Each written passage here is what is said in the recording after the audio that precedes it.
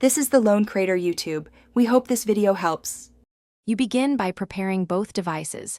Charge the Statsports pod and enable Bluetooth on your phone. Open the Statsports mobile app and sign in. This authorizes the connection.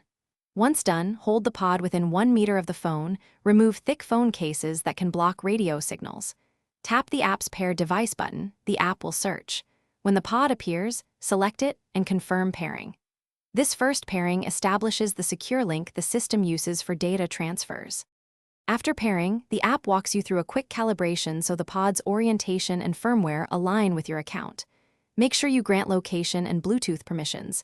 Without them, the app cannot detect or maintain the pod. The phone will check firmware and apply any updates. Do not close the app. Once the firmware and calibration complete, the app starts an automatic sync of session data.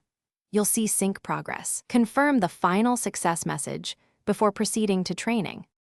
To finish, verify the pod ID shown in the app matches the device label so data maps correctly to your profile. Start a short test recording to confirm live metrics appear on screen. Once verified, you're ready to use the device in sessions. If you encounter problems, restart Bluetooth and the app first, then reattempt pairing. If issues persist, only then perform a factory reset on the pod. Be aware this erases local data, so back up any sessions before resetting. Thanks for watching.